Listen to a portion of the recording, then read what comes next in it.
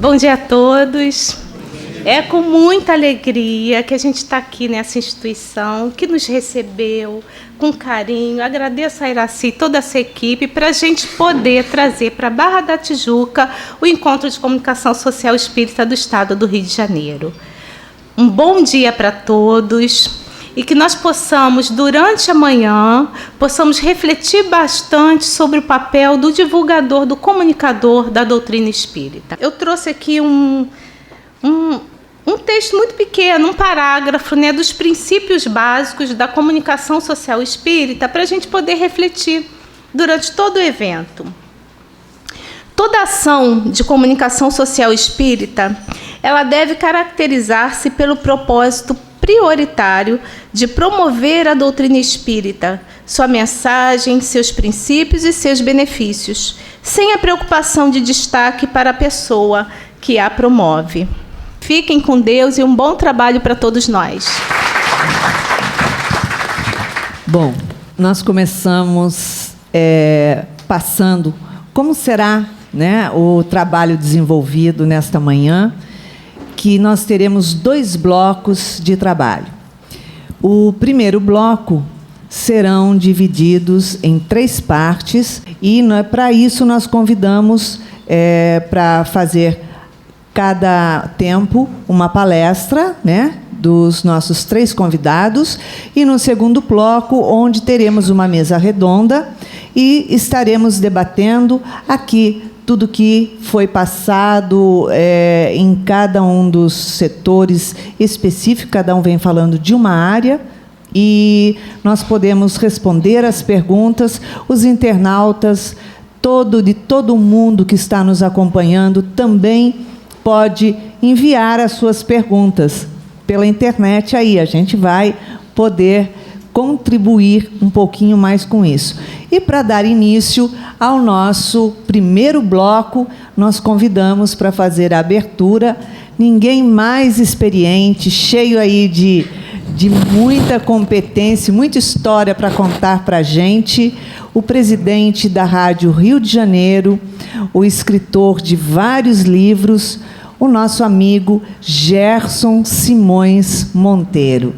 Por favor, Gerson.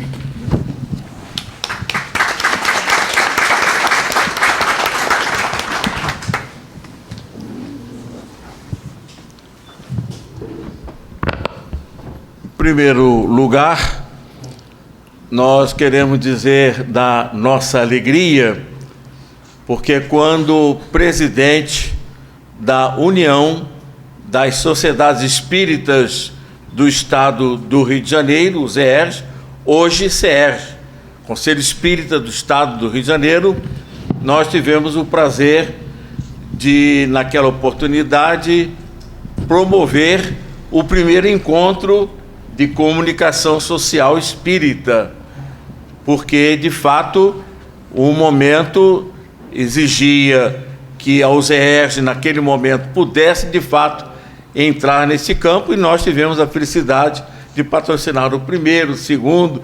Nós fomos presidente da UZEERJ durante 20 anos, mas não é porque queríamos permanecer, porque não havia quem quisesse assumir o cargo, né? Bom, para esse encontro, nós fomos designados. Eu confesso que eu fiquei feliz com o tema Rádio Rio de Janeiro, um caso de sucesso. Coisa americana, né? Case, né? De fato, Rádio Rio de Janeiro, um caso de sucesso. O banner da Rádio Rio de Janeiro, 1400 AM para o Grande Rio e para o mundo e o Brasil, através da internet, www.radioriodejaneiro.am.br.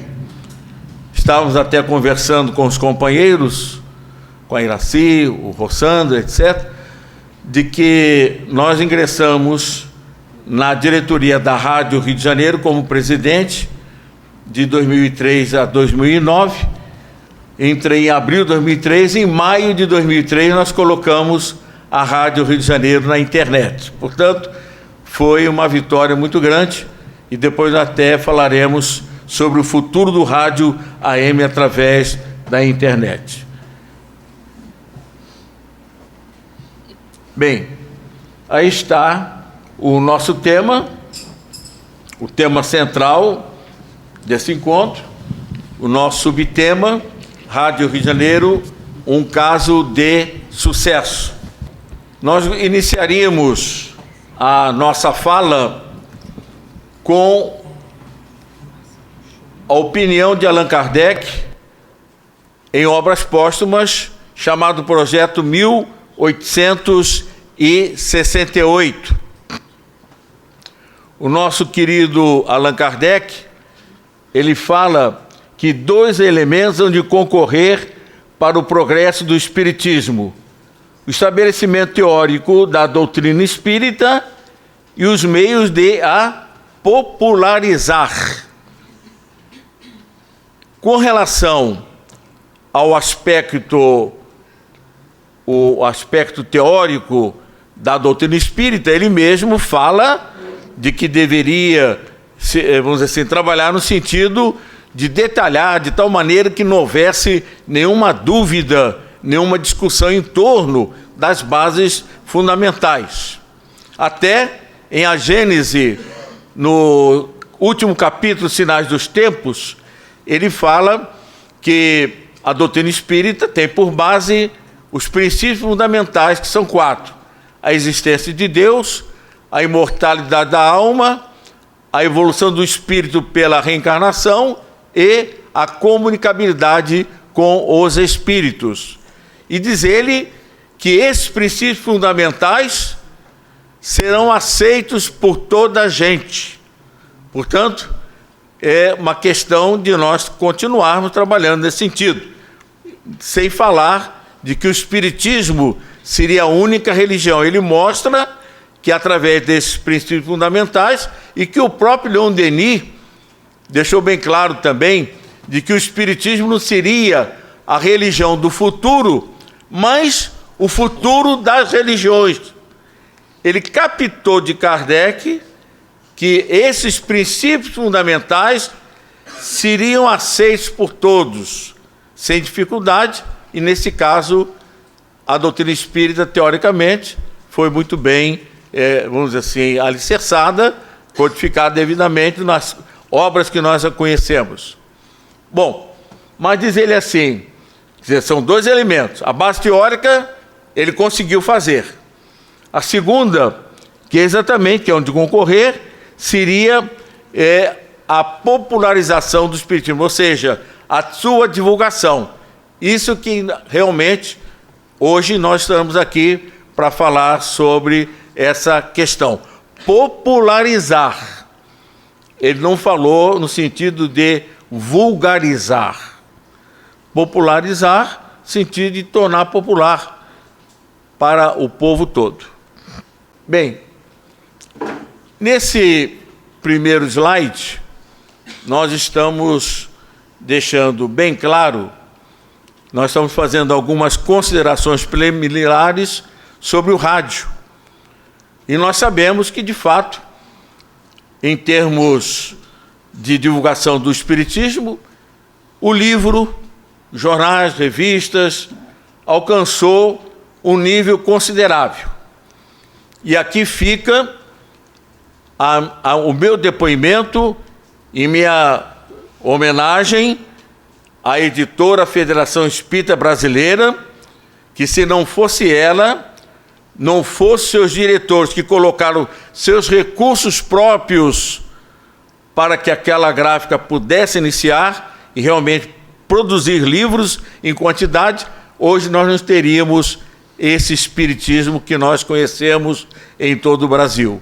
Portanto, a Federação Espírita Brasileira, em termos da edição de livros, na época que livro não dava lucro, ou seja, não dava realmente retorno, e os companheiros realmente sustentaram esse ideal.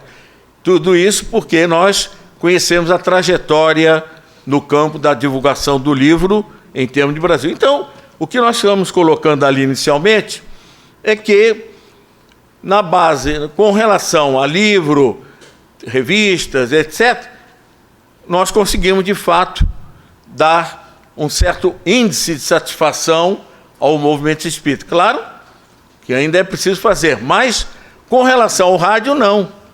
Porque o rádio é algo mais caro. Enfim, em termos de investimentos, e nós acompanhamos, nós estamos na rádio, na diretoria da rádio, desde 1984, ou seja, no Conselho Supremo da nossa fundação da Rádio Rio de Janeiro. Mas nós conhecemos a história da fundação, que também aqui prestamos a nossa homenagem ao nosso querido Geraldo de Aquino, que ele deu a sua vida, morreu infartado, porque a rádio estava numa situação financeira difícil, quase indo à falência, e ele então desencarnou em benefício, ou seja, dando a sua vida para que a rádio pudesse hoje existir. Não podemos nunca deixar de deixar o nosso sentimento de gratidão a esse nosso querido amigo Geraldo de Aquino. Bem, a rádio já está administrada pela Fundação há 43 anos, está situada lá, os seus estúdios, a sua sede na Ilha do Governador e o parque de transmissão em Magé. Bem, então, primeira coisa, nós estamos mostrando que, por um lado, o livro satisfeito, mas o rádio ainda precisa muito. Vamos ver agora por que rádio, a importância do rádio. Nível de escolaridade da população brasileira, nós fizemos uma atualização desses dados através do PNAD. Entre as pessoas com idade superior a 25 anos, apenas 11,3% concluíram um curso superior. 54,9% da população com idade superior a 25 anos concluiu a 9ª série ensino fundamental. E terceiro, entre as pessoas com idade superior a 15 anos de idade, 13 milhões são analfabetos, o que equivale a 9,6% da população. Pesquisa Nacional por Amostra de Domicílios, IBGE 2013. Nós queremos, nesse momento, dizer por que rádio, mostrar que o índice de escolaridade do povo brasileiro é muito baixo. Então, é importante que o rádio, e vamos ver por quê. Ainda, de qualquer forma, a taxa de analfabetismo no Brasil vem caindo consideravelmente a cada década. Nós fizemos uma pesquisa de 80 a 90, esse índice caiu, e agora o mais recente, do ano 2000 para o ano 2010, o índice de analfabetos caiu de 13,6% para 9,6%. Portanto, essa taxa vem decaindo, graças a Deus, mas mesmo assim há um grande número de analfabetos e um pouco nível de escolaridade. Agora, curiosidade, o perfil da escolaridade dos ouvintes da Rádio Rio de Janeiro. Tudo isso temos por medição do IBOP. Instrução, ensino fundamental completa, a superior incompleto, 47,66% dos ouvintes estão nessa faixa. Na instrução analfabeta, do analfabeto a ensino fundamental incompleto, 32,32%. Instrução ensino superior completo, 20,02%. Observem que é um índice muito bom.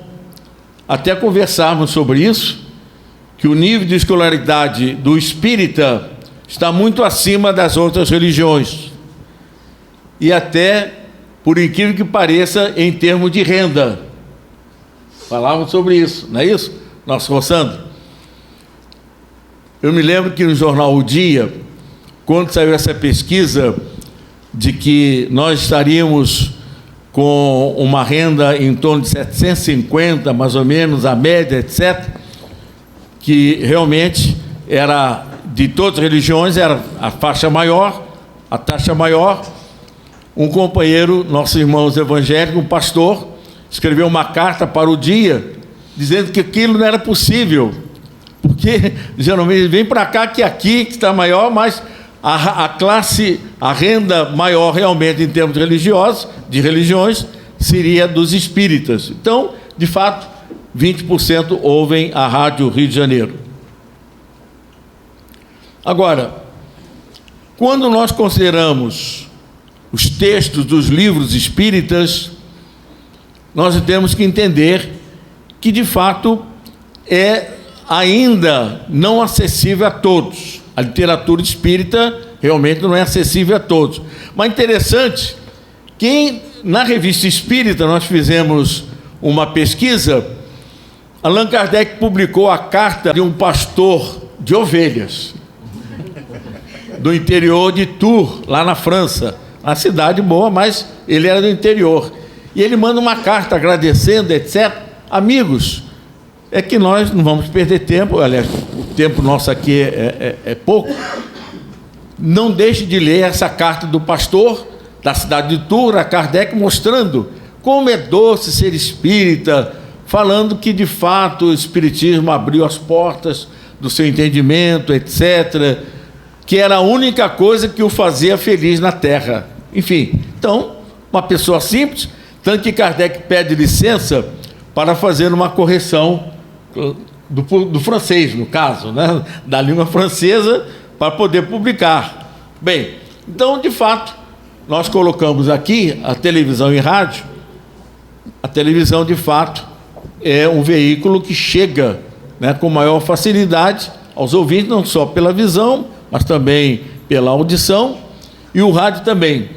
Agora, muitos brasileiros não possuem microcomputador pessoal, acesso à internet, e não foram beneficiados por um processo educacional coeso e completo. Em virtude deste abismo tecnológico, um dos mais graves problemas da modernidade, os meios de maior alcance populacional continuam sendo a televisão e o rádio. Segundo o censo de 2000, realizado pelo IBGE, 87,9% dos domicílios brasileiros têm rádio e 87,2% de televisores, um percentual mais alto até do que o número de geladeiras, que é de 83,4%. Isso, o censo de 2000. Já pelo censo de 2010, os aparelhos de TV estão presentes em 95,1%. Então, houve um aumento do número de televisores nos lares brasileiros. Geladeiras subiram para 93,7%. E os rádios caíram para 81,4%. Agora vamos começar a explicar. Bem, esses resultados, nós entendemos que, de fato, houve uma queda em termos de rádio. Mas outros setores, como, por exemplo, a internet, houve uma migração do rádio para a internet. Daqui a pouquinho nós vamos colocar os dados, inclusive, da Rádio Rio de Janeiro. Mas o mais aqui importante disso tudo é que constatamos que o rádio está em todo lugar. Foi feita uma pesquisa sobre isso, e no campo, o cidadão vai para o campo e na bicicleta o seu radinho de pilha. O rádio de pilha vai para tudo quanto é lugar, tudo que é local. Enfim, o rádio, de fato, tem um acesso muito grande. Há uma presença maciça do rádio em termos da população brasileira. Vamos agora, depois desse dado, mostrar o índice do Ibope, colocamos que essa pesquisa aqui no Grande Rio faz uma situação: capital, Baixada Fluminense, Niterói, São Gonçalo e Itaboraí, segundo o IBGE, em torno de 11.846.530 habitantes. Portanto, esse é o universo em que o Ibope mede o índice da Rádio Rio de Janeiro e das 23 emissoras do Grande Rio, ou seja, das 23 emissoras AM do Grande Rio. Vamos então colocar agora resultado da audiência do AM segundo Ibope. Observem porque o encontro, de fato, a direção do encontro foi muito bem ao ter colocado Rádio Rio de Janeiro um caso de sucesso. Quando nós ingressamos na rádio, por volta de 84, 85, já estou bem antigo lá também, 15, quase 30 anos. Comigo agora é assim: Abrigo Tereza de Jesus eu tenho 50 anos, lá na Área Franca eu tenho 45, o Hospital Santa Maria, onde temos um grupo para tuberculose, está quase 60, então é 30, 40, 50, vou fazer 79, bem, isso, quase. Agora, observe, gente, em 2012, a Rádio Rio de Janeiro obteve o 3º lugar geral de audiência. Isso é um sucesso. Saindo do 16º. No Ibope, que a gente recebia, não tinha nem zero, que zero era um número, era traço. Não tinha ninguém, ouvia a Rádio Rio de Janeiro. 16º, 17º lugar, etc. Então, dentre as 23 emissoras AM, aí eu coloquei que, de fato, né, embora em junho de 2015, a rádio continua no 3º lugar. Inclusive, o nosso profissional Renato, que está aí, foi um dos responsáveis para atualizarmos esse dado. A rádio continua no 3º lugar. É Globo e Tupi, que, de fato, não podemos ultrapassar ainda, mas, quem sabe, né, Rossano? Muito bem. Então, amigos, isso para nós é um motivo de muita alegria. 3º lugar, Globo Tupi, e tem mais. Em alguns horários, nós chegamos a 2º lugar. E quando eu fui visitar a Rádio Tupi, conversando lá com jornalista, etc., eu disse: olha, outro dia nós chegamos em 2º lugar no horário X. Que horário? Que dia? Ele ficou realmente impressionado. E chegamos também quase a 1º lugar num determinado dia. Portanto, essa é a notícia que queremos dar a vocês. Porque a Rádio de Janeiro, sim, mas ela é um veículo muito importante. Agora, por que 3º lugar? Por que esse sucesso? Pela qualidade do som. O som da Rádio Rio de Janeiro é muito bom. Por volta de 1992, mais ou menos, tivemos um problema e conseguimos comprar um transmissor reserva. Depois, não há muito tempo, conseguimos adquirir um transmissor principal na base de R$500 mil. E aqui fica também a nossa gratidão ao nosso ex-presidente, Jadiel João Batista de Oliveira, que completou 2 anos de mandato, nós assumimos. Eu e ele assinamos a promissória. E um determinado diretor disse que ele não assinaria, porquanto nós, diretores, e naquele momento responderíamos com os nossos bens particulares, R$500 mil. Mas, felizmente, nós contamos com a população espírita, simpatizantes espíritas, né? Portanto, o som, em relação a isso, Temos um engenheiro, o nosso Antônio Carlos, também excelente profissional. Então, o som, procure ouvir a Rádio Rio de Janeiro com as outras emissoras. É um som puro. Segundo, pela sua programação espírita. Amigos, a Rádio Rio de Janeiro presta um serviço, vocês não têm uma ideia. Quantas vezes estamos fazendo programas, eu vou me matar. Eu estava fazendo um programa de debate na Rio, tive que sair do programa e atender uma senhora, levei 40 minutos para ela desistir do suicídio. Mas nem um nem dois casos, não. São muitos casos, fora outras orientações que nós damos. Pode ouvir também a programação espírita, é muito suave, sempre orientação, sempre estímulo, estudos.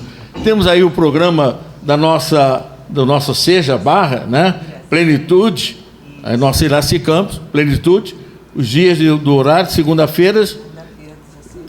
É que eu não queria errar, mas como presidente eu sei de tudo. Segunda-feira, 16 horas. Ouça o programa. Enfim, há um leque muito grande. Nós abordamos sobre tudo: ciência, filosofia, religião, poesia, música espírita, música não espírita, boa música, enfim. Então a Rádio Rio de Janeiro tem uma programação qualificada. Claro que nós não poderíamos fazer um programa só de espiritismo. Nós temos 2 programas jornalísticos pela manhã, Manhã na Rio e Mulher Brasileira, mesmo porque, pela legislação, nós temos um número de programas jornalísticos. Por lei, nós somos obrigados a apresentar. Mas, de qualquer maneira, esse terceiro lugar, estamos justificando o sucesso da Rádio Rio de Janeiro. É um bom produto, né, Rossandro? Estávamos falando lá em cima. É um bom produto, né? Bem, 3. Esse slogan aí nós criamos, particularmente. Programação que toda a família pode ouvir. Às vezes eu sou obrigado a ouvir as outras rádios, as outras emissoras, e ouço determinados programas. Outro dia, parece que é para tudo da cidade, etc. Palavrões, etc. Enfim, então, a Rádio Rio de Janeiro, toda a família pode ouvir. Não é só parte da família, só os maiores. Parte da família pode ouvir. Outra questão fundamental: por estar 24 horas no ar. Quem ouve a Rádio Rio de Janeiro aqui, por favor, levante a mão. Muito bem. Quem gosta de ouvir a Rádio Rio de Janeiro de madrugada?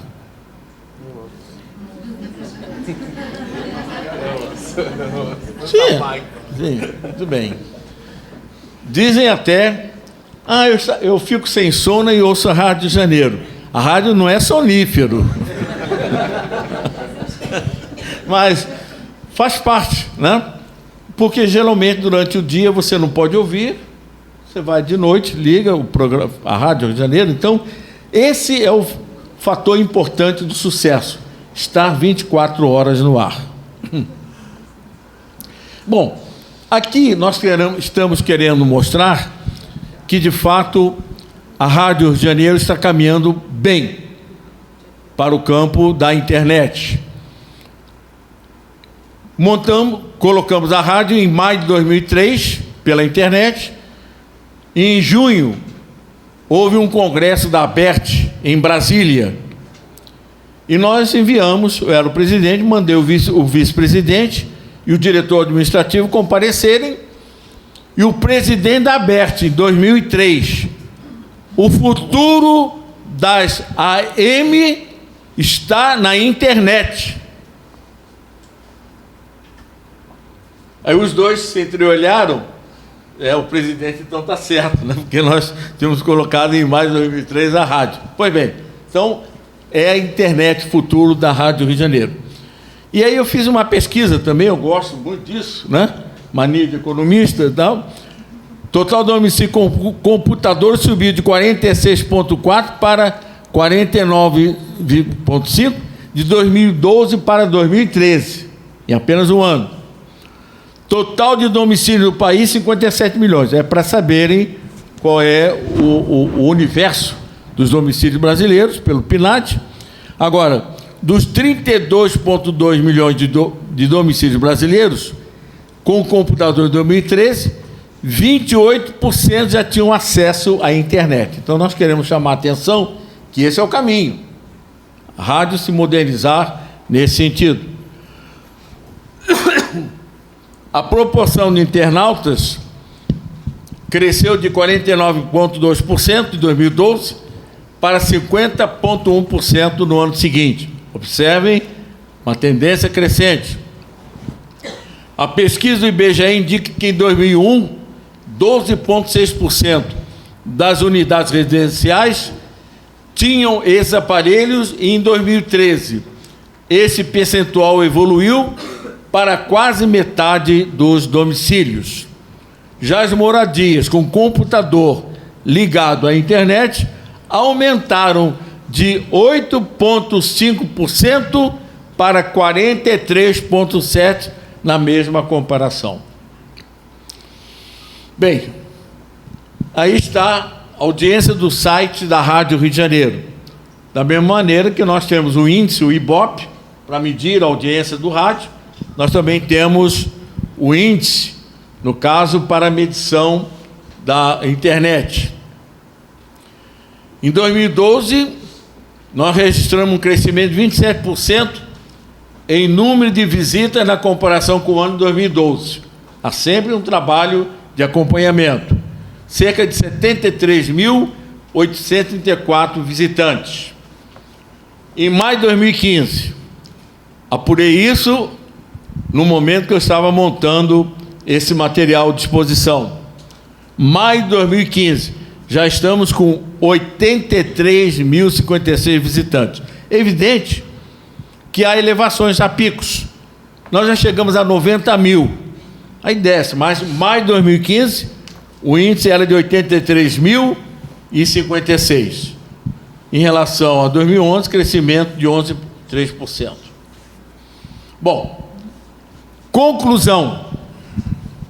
Isso é que nos interessa agora. Podemos concluir que a divulgação do espiritismo, por intermédio da transmissão radiofônica, inclusive através da internet, possibilita maior popularização da doutrina. Sabe por que isso? É porque, através da nossa linguagem, através do rádio, internet, no caso, nós desentranhamos o pensamento da doutrina espírita para um patamar de mais fácil acesso. Esse é o trabalho da linguagem no rádio. Nosso programa, por exemplo, Debate na Rio, trazemos sempre um fato jornalístico, questão, por exemplo, do aborto, pena de morte, etc., suicídio. Nós analisamos a matéria jornalística, fazemos uma pergunta para a população e 3 debatedores vão dando as suas opiniões. Enquanto isso, o público vai telefonando. É um programa interativo. Então você se aproxima, praticamente naquele horário de 1 às 2, todos os programas são interativos, ou seja, a participação dos ouvintes. Então essa linguagem facilitadora permite que o indivíduo, mesmo sendo analfabeto, ele entenda. Porque, inclusive, há uma qualificação em termos de analfabetismo. Analfabeto não é só aquele que não sabe assinar o nome, etc. Tem também aquele analfabeto com relação à interpretação de textos. Ele lê, mas não entende.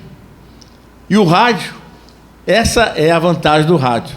A linguagem que facilita o ouvinte entender, mesmo não tendo um bom nível de escolaridade. gerando nesse público ouvinte a motivação para melhor assimilação da sua mensagem. A todos, nosso muito obrigado, e depois estaremos à disposição para as perguntas que, naturalmente, os nossos companheiros deverão fazer. Muito obrigado a todos.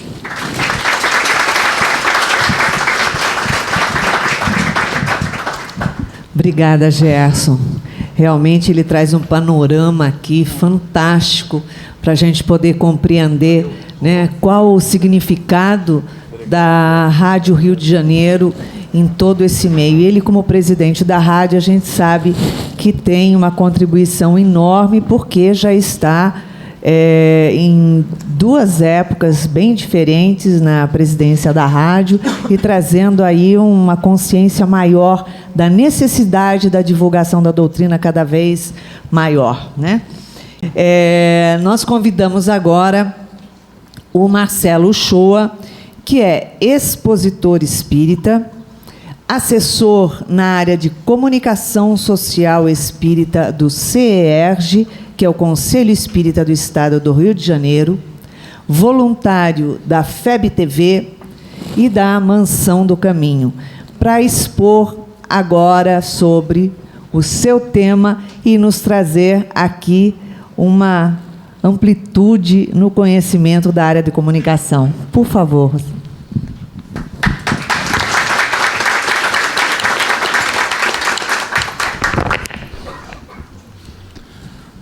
Muita paz a todos.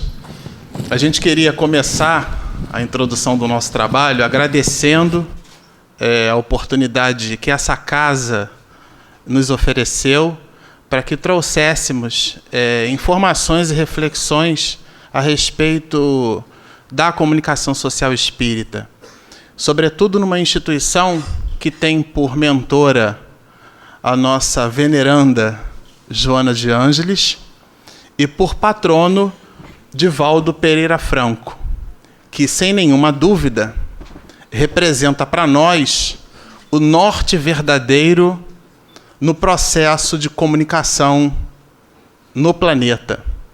E quando dissemos norte verdadeiro, assim o fazemos porque no Colégio Militar de Marinha eu aprendi que a bússola não aponta para o norte. A bússola aponta para o norte magnético do planeta. E a depender da posição, da geoposição ou da geolocalização aonde estamos, há a necessidade de, entendendo por latitude e longitude a posição onde nos encontramos, realizar um processo chamado de compensação angular. O que é que seria isso? Em função da posição onde eu estou, eu olho para a bússola. Então vai dizer que a bússola não serve de nada, né? Ela tem uma utilidade. Eu olho para a bússola e, em função daquela posição onde eu me encontro, eu promovo um conjunto de cálculos, e nesses cálculos aí sim é que eu obtenho o norte verdadeiro. E a metáfora ela é muito expressiva, porque nos dias de hoje, no século XXI, nós observamos muitos nortes, muitas possibilidades, mas somente aqueles que produzem, no conhecimento que têm, a iluminação própria, acendem a sua luz e ascendem em direção a Deus, permeando como exemplo vivo o Evangelho que praticam, é que representam, então, esse norte verdadeiro. E por enxergar na figura de Divaldo Pereira Franco esse norte verdadeiro, é que assim o dissemos. Bom, vamos conversar sobre inovação tecnológica. Na verdade, a gente vai fazer uma abordagem singela sobre o assunto, para que a gente saia daqui com um oceano de conhecimentos, mas com um palmo de profundidade. Então, depois, cada um de nós vai cavar o seu poço artesiano, né? E vai buscar a especificidade, porque em 30 minutos, ainda mais eu que falo, sou prolixo, né? Não prolixo, mas prolixo. Então, minha esposa é que é minha cronometrista, mas ela está ali fazendo a gravação, então ela vai olhar para mim quando eu passar do tempo, né? E o tempo é um corcel, é um instrumento muito vigoroso. Estou ali olhando para o relógio. De forma que a gente vai precisar de muito mais tempo para trabalhar essas questões de inovação tecnológica. O que a gente resolveu trazer foi um conjunto raso, mas que a gente considera algo consistente a despeito do tema. De cara, a gente já começa a se perguntar o que é inovação, já que o tema proposto trabalha 2 substantivos, né? Inovação tecnológica. Então, para falarmos sobre inovação tecnológica, a gente precisa entender o que é inovação e o que é tecnologia. Bom, inovação, na verdade, é fazer novo, fazer algo novo, diferente. Simples assim. A palavra inovação significa isso. E eu trouxe ali uma imagem de uma panela de pressão para que a gente consiga tangibilizar exatamente o que é isso. E aí a gente já começa a fazer fronteira no entendimento da inovação com a questão da tecnologia. No passado, nós descobrimos que a água ferve a 100 graus Celsius. Mas a 1 atm, o que significa isso? A uma pressão atmosférica.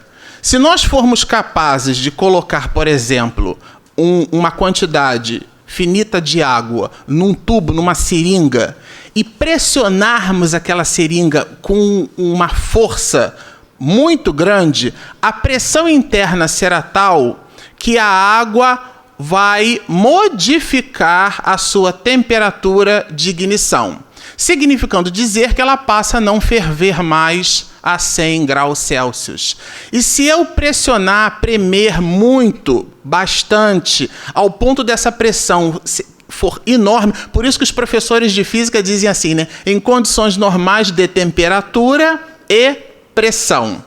Porque são 2 fatores que exercem influência muito grande por sobre a matéria. Mas muito bem, se eu pressionar demais essa quantidade, essa porção finita de água, vai chegar um momento que a água vai ferver a 1 atm, a uma pressão atmosférica, porque a pressão interna dela, desse volume de água, estará muito grande. Por que eu estou falando sobre isso? Porque a panela de pressão é exatamente isso. A gente coloca o feijão. O feijão antigamente cozinhava-se com 3 horas. 3 horas e 20, dependendo do feijão, né, se fosse muito duro, né?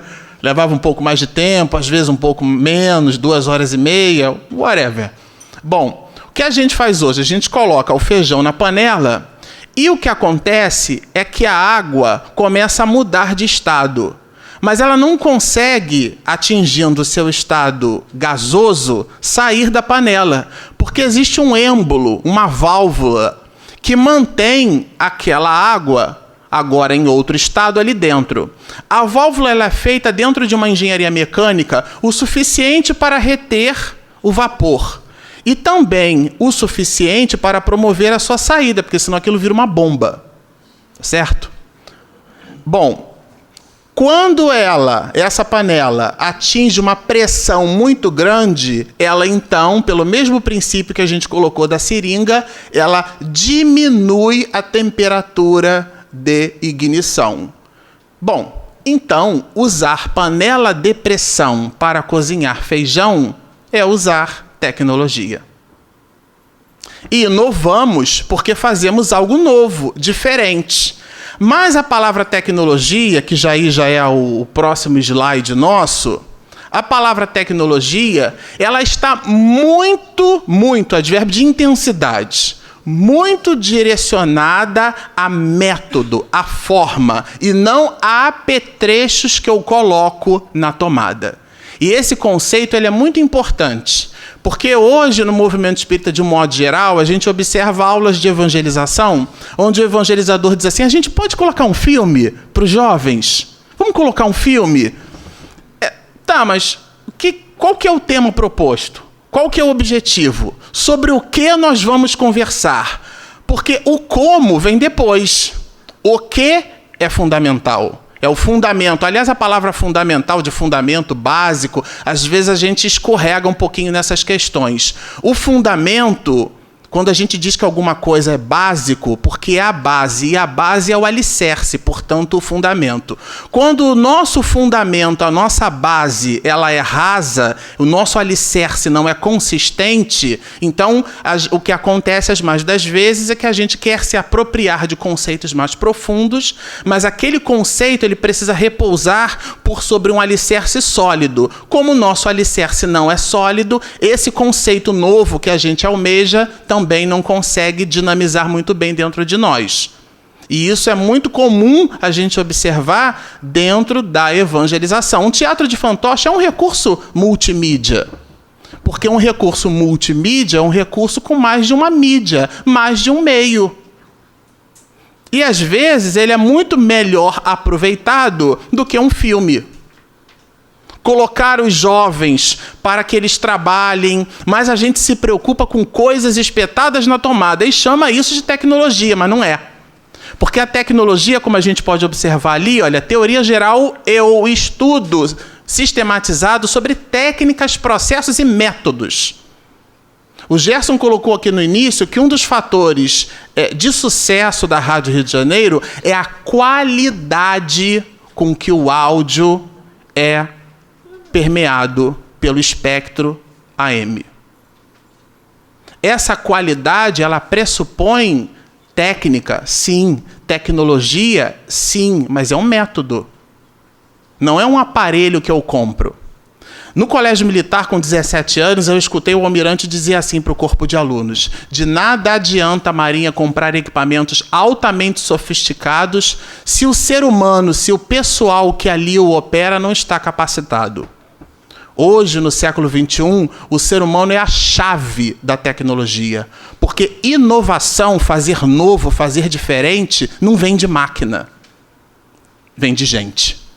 Você pode comprar o melhor equipamento do mundo. Aliás, existem companhias aéreas aí com problemas seríssimos. Tem Boeings caríssimos.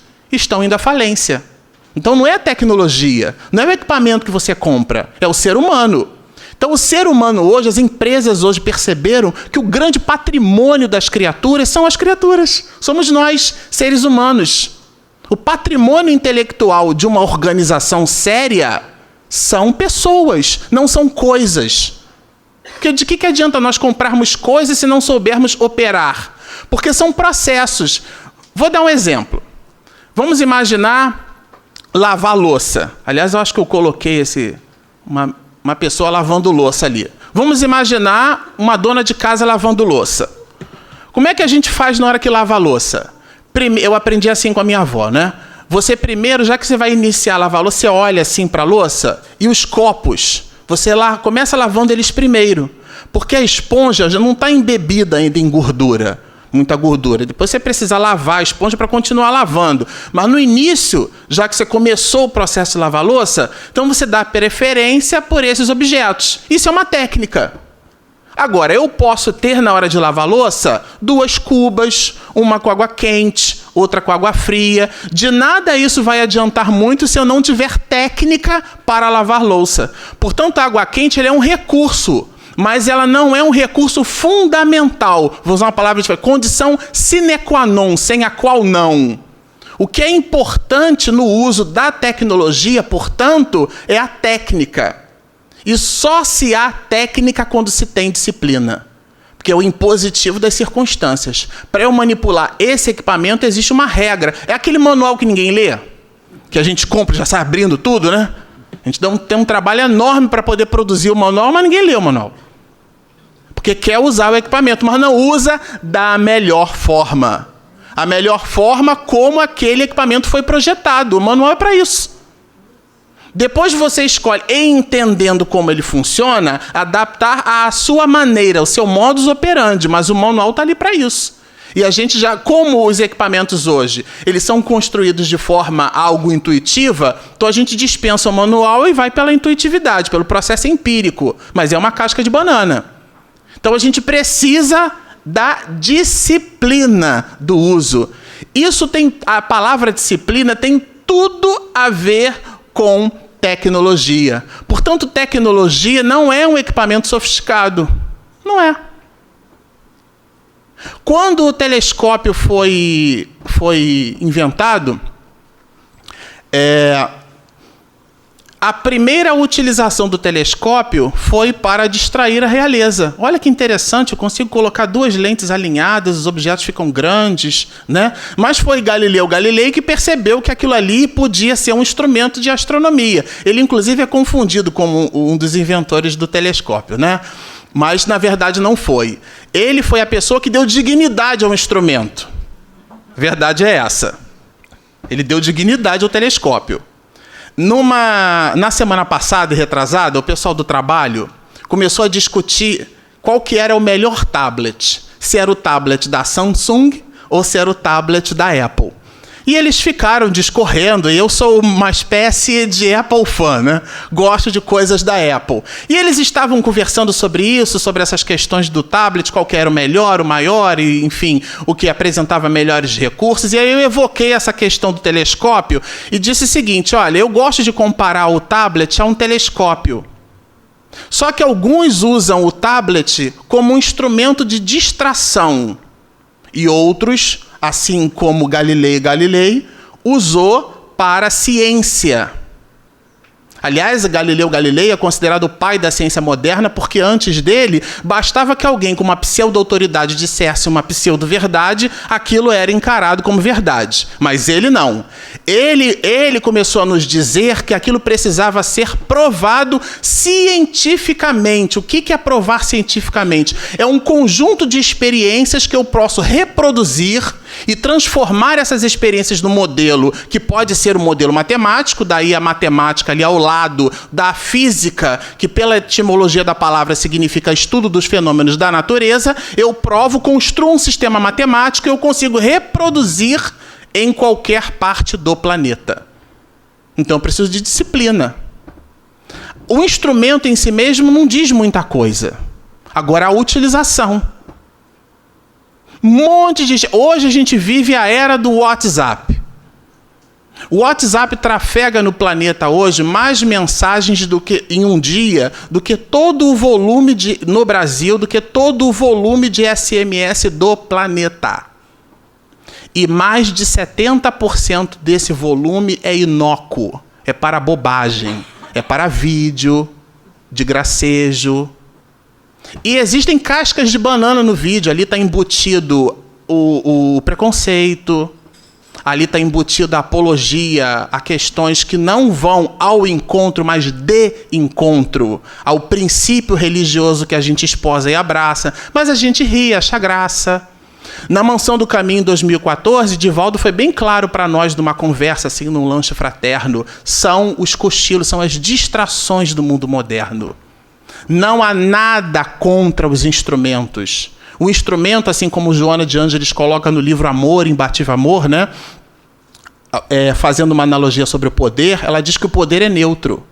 O instrumento é neutro. A utilização a que se lhe é dada é que vai determinar se esse instrumento é bom ou se o instrumento é ruim. Mas qual a utilização que a gente faz desses instrumentos? Como é que é a aplicação? Questão 132 do Livro dos Espíritos. Qual o objetivo da encarnação? Na tradução de Guilhom Ribeiro para a língua portuguesa, do francês para o português. Fazer com que o espírito chegue à perfeição. Esse é o nosso objetivo. Não é comprar casa, não é trocar de carro. Podemos assim fazê-lo? Podemos, desde que esse movimento esteja alinhado com o nosso propósito existencial. E a gente não pode perder o target, o alvo, o foco. Estamos aqui para sermos felizes. E só se é feliz quando se respeita as leis de Deus. Respeitar as leis de Deus é entender o nosso propósito na face da terra. Cumprir suas leis é amarmos-nos uns aos outros. Respeitarmos-nos. Então, uma menina de 14 anos de idade, 15 anos, eu com 37 no ponto de ônibus, escutei a menina dizer assim para outra, olha, hoje eu beijei mais de 38 bocas. Eu nunca vi a menina na vida, mas meu Deus do céu, como assim 38? Você contou? Eu contei, tio. Aí quando chama de tio é derrota, né? Chamou de tio é derrota. Eu contei. Quer dizer, a pessoa não se permite o valor E aí a mulher virou mulher melancia, mulher manga, porque a mulher virou uma fruta, né? Só que em doutrina espírita a gente não aprende assim. Em doutrina espírita a gente aprende que o espírito é assexuado, ele polariza em função das suas necessidades evolutivas. Ora encarna como homem, ora encarna como mulher. Eu tenho uma teoria. Eu acho que os que já encarnam como mulher é porque já evoluíram mais, sabe? O Rossandro até brinca, ele diz assim, que no mundo espiritual, né, na literatura espírita, quando a gente observa assim, né, Rossandro, que os homens vão tudo para umbral grosso, e as mulheres são as que vão resgatar, né? A minha esposa diz que ela vai aparecer com vestido esvoaçante, vai me tirar lá do lamaçal. Ela fala isso pra mim, né? Porque minha aturar não é mole, não. Ela e minha mãe vêm do lado assim, vou te dar um apoio para ver se tira esse aqui, né? Quer dizer, a nossa necessidade é de evolução. Mas a questão 132 diz assim, o objetivo da encarnação é fazer com que o espírito chegue à perfeição. Mas tem uma conjunção adversativa. Mas... não é com I, não, porque é advérbio de intensidade. É M-A-S. Mas... conjunção, aliás, tem várias conjunções adversativas que a gente usa muito, né? Recomendo a quem esteja estudando para o Enem, ó, mas, porém, contudo, todavia, entretanto... Emmanuel tem uma maravilhosa, é debalde. Debalde é demais, né? Lasca debalde lá na redação do Enem, que o cara... esse aqui é espírita. Esse é espírita, né? Só espírita fala vicissitude, né? Bom, e a palavra vicissitude, que é o complemento da questão 132, o que é a vicissitude? É aquela vontade de assistir aquele vídeo na hora da palestra, né? Ver se... tá ali, a pessoa não está. Só o corpo está, mas a mente está na distração. Esse aqui é o ponto. Será que a gente está usando tecnologia? Ou a gente está como Hans em relação a Galileu? Usando o telescópio como instrumento de distração. Ele, inclusive, Galileu, vendeu o telescópio para a armada, para a marinha da época. E ele disse assim, tá vendo? Olha só que objeto interessante. Você consegue avistar o seu inimigo a 2 horas. Como antigamente as guerras eram feitas em proximidade, então aquilo representava um objeto de facilidade. Aquilo era um trunfo.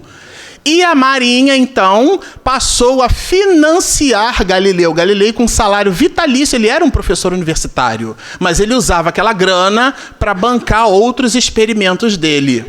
A gente usa a tecnologia para construir algo ou a gente usa a tecnologia como todo mundo usa?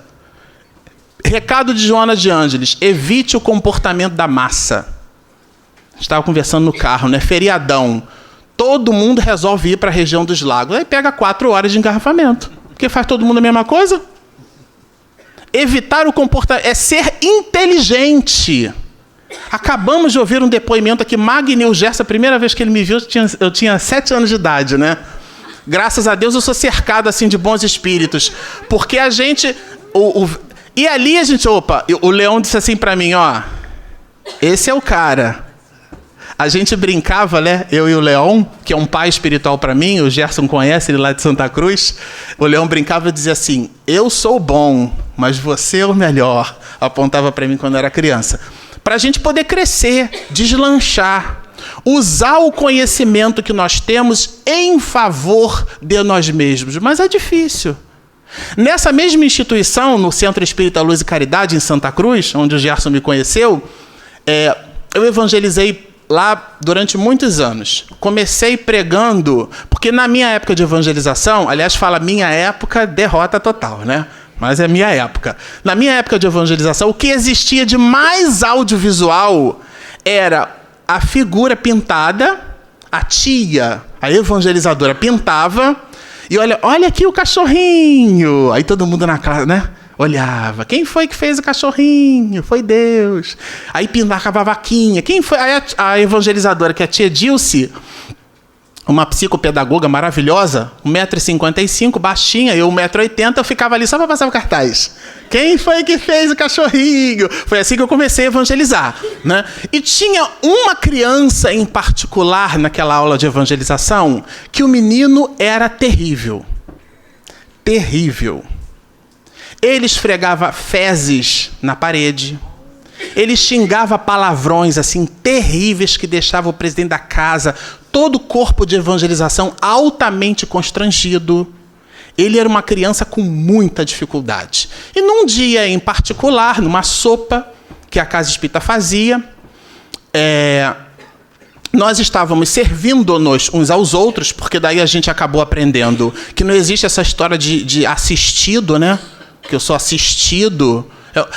Aí o movimento espírita criou o copartícipe, né? Você leva a fichinha para ver o nome da pessoa, né? Para ir na casa dela. Porque você não decora, não sabe, não está nem aí para ela. Mas você tem uma família com 50 primos, você sabe o nome de todos eles. Mas na casa espírita você tem que levar a ficha, né? Do assistido. Porque a gente, no final das contas, no exame íntimo, a gente não está muito ali para ele.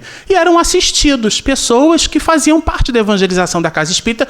E a gente entendeu que se a sopa era para todos, eles que lavem conosco, eles que sirvam conosco, porque a atividade era para todo mundo. Fica aí sentado que eu te sirvo, né? Porque você é diferente de mim. A casa a gente vai melhorando, né, essas questões, mas isso é objeto de um outro estudo, de uma outra análise. Essa criança fazia parte desse grupo de assistidos. E ele resolveu fazer a sopa de trampolim. A sopa cheia, quente. Ele pegou a sopa e deu um tapa assim na beirada, ó, plau, e a sopa voou. E crianças de 2, 3 anos, 6, aquilo bateu, queimou.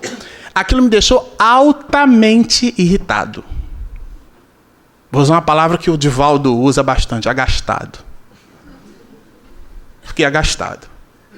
E eu, nos meus 1,80 m, não sou um homem delgadinho, né? Resolvi aparecer ali, botei a mão assim por sobre a mesa. Mas que isso, rapaz?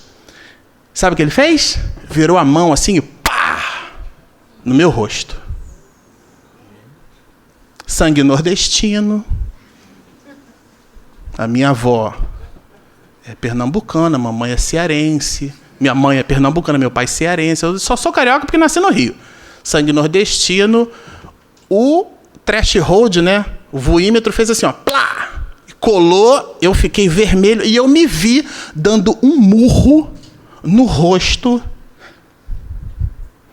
daquele menino.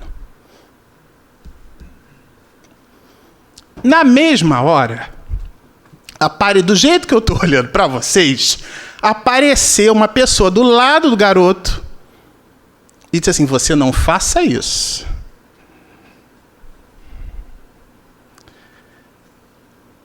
E sorrindo para mim. Você está sorrindo porque não é com você, né? Tomou o tapa na cara, né? Mas você não faça isso. Você pega ele, por favor. E o menino baixinho, porque era franzino, tinha 11 para 12 anos de idade, mas tinha um corpinho de 7, 8. Quando eu peguei ele por aqui, ele começou a dar chute na minha barriga. Começou a chutar a minha barriga. E as pessoas que estavam à volta, olhando aquela cena, agora você abraça ele. Agora você está pedindo muito, né? O camarada me deu um tapa no rosto. Está me chutando todo. E quer que eu abrace? Eu quero que você abrace ele. E aí eu abracei. Aquele pedacinho de gente. Eu abracei ele. Quando eu abracei, ele começou a chorar.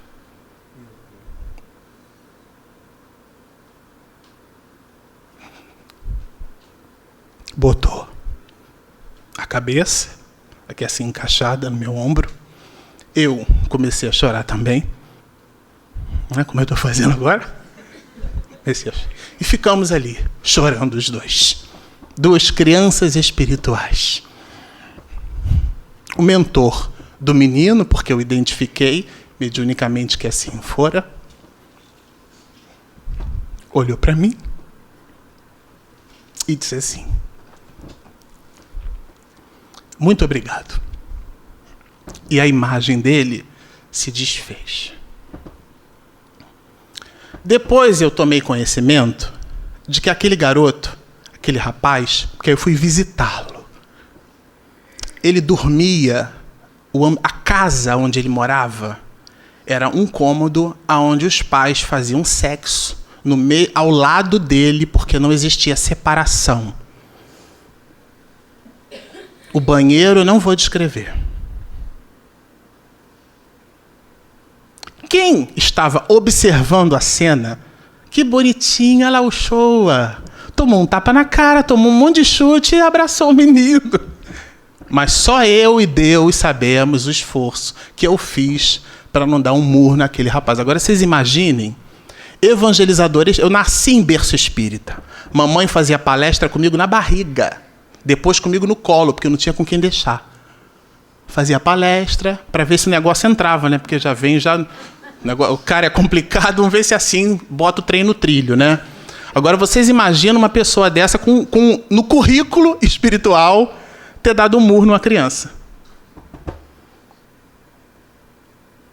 E o que me tirou daquela situação não foi o apetrecho tecnológico que eu me vali ter. Foi a atitude. O que eu quero dizer com isso? É que nada. Eu podia chegar aqui, eu trabalho com engenharia de software há mais de 20 anos. Eu podia chegar aqui e a gente está estabelecendo aulas assim, está trabalhando valores e questões altamente sofisticadas. É a minha profissão. Mas eu entendi que a abordagem precisava ser outra. De nada. Nada nos adianta trabalhar com recursos tecnológicos se eles não estiverem alinhados com os recursos morais. É uma palavra vazia, frio, sem sentimento. De maneira que para nós que trabalhamos com evangelização, com comunicação social espírita, viajamos o país inteiro fazendo transmissão pela internet, a gente observa que, de fato, o grande diferencial de um trabalho, ele está na qualidade. Há no livro Qualidade para a Prática Mediúnica uma expressão de Goethe, que Joana de Ângeles resolveu colocar no livro, e Divaldo se apropriou algumas vezes. Não pode haver nada pior do que uma pessoa munida de boa vontade, mas sem saber o que faz. Você quer fazer alguma coisa? Qualifique-se. Só que o que a gente quer chamar a atenção no processo de qualificação para a tecnologia é que, se eu faço comunicação espírita, o processo de qualificação pressupõe estudar doutrina espírita para que eu saiba o que eu estou comunicando. Para que a minha atividade seja assertiva, esteja na razão direta dos propósitos da doutrina espírita, e não segundo o meu achismo, segundo as minhas conveniências, segundo a minha luneta pessoal. Esse é o recado que a gente queria deixar como instrumento de reflexão para o nosso painel, para o nosso trabalho, para a nossa mesa redonda, desejando a todos um excelente dia. Muita paz.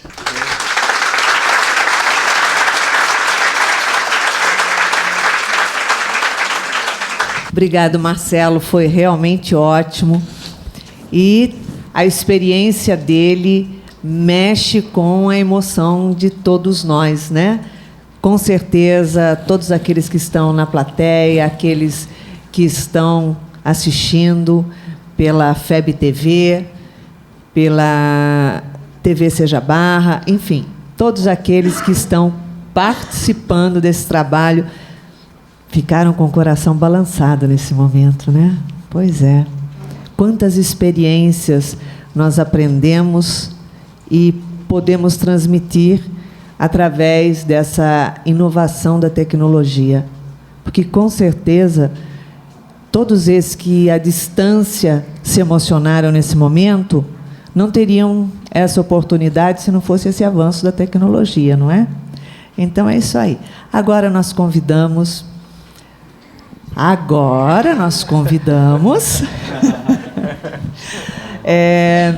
o Rossandro Kindley, que vem lá de Paraíba para poder falar conosco, trazer a sua contribuição. Ele é psicólogo, escritor, expositor e autor do livro Auto Perdão, que também já está esgotado. Rossandro, bem-vindo ao nosso trabalho.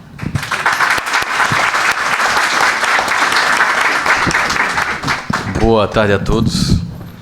Eu lembro que quando eu me tornei espírita, né, eu ia para o centro espírita e tinha uma senhora que fazia uma prece, ela fazia: meus irmãos encarnados e desencarnados.